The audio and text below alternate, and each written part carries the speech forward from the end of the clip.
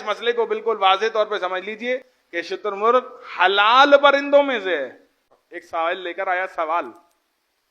اور جب اس نے سوال لا کے پیش کیا تو سائل سے مولا علی فرماتے ہیں کہ یہ میرے دو فرزند ہیں، ان دونوں میں سے کسی سے بھی ایک سوال کر لو۔ امام حسن کا اس شخص نے انتخاب کیا، اور امام حسن سے اس نے سوال کیا کہ اگر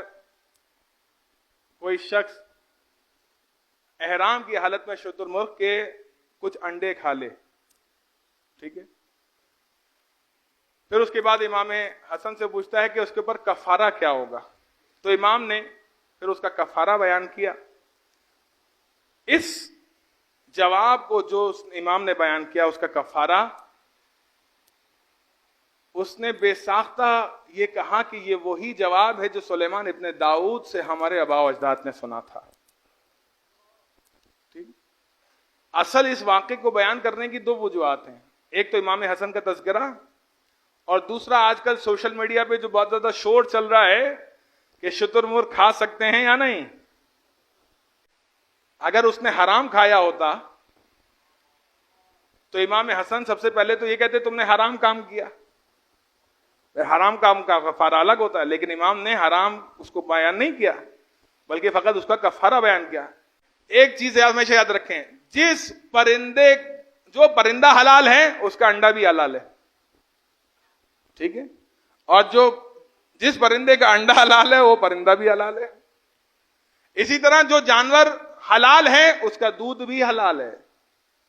اور جس جانور کا دودھ پینا حلال ہے وہ جانور کا گوشت بھی حلال ہے۔ بات واضح ہو رہی ہے؟ تو لہٰذا اس مسئلے کو بالکل واضح طور پہ سمجھ لیجئے کہ شتر مرغ حلال پرندوں میں سے ہے،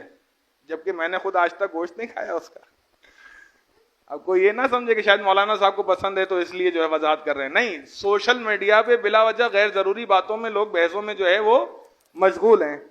اس لیے اس چیز کو بیان کر رہا ہوں کہ حلال ہے، کھایا بھی جا سکتا ہے، کھلایا بھی جا سکتا ہے۔ تحریر الوسیلہ میں امام خمینی علیہ الرحمہ نے بھی اس کو بیان کیا ہے، آغا سیستانی نے بھی اپنے جو ہے رسالے میں اس چیز کو بیان کیا ہے، تمام مراجعین نے اس کے اوپر فتاوے دیے ہیں۔ اس کے علاوہ وسائل الشیعہ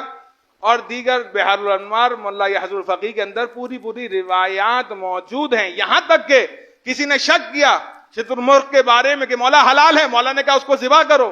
اس میں دیکھو کہ مثل انسان مادہ پایا میدا ہے جو ہمارا میدا ہوتا ہے کھانے کو جو ہضم کرتا ہے، یا اس میں سنگ دانہ اور پوٹا پایا جاتا ہے۔ تحقیق کرنے والے نے اس کو ذبح کیا تو کہا مولا اس کے اندر تو پوٹا پایا جاتا ہے، کہا چونکہ اس میں پوٹا پایا جاتا ہے لہذا یہ حلال ہے۔ بات واضح ہو رہی ہے؟ اس حد تک روایات موجود ہیں ان کتابوں میں جن کے میں نے آپ کے سامنے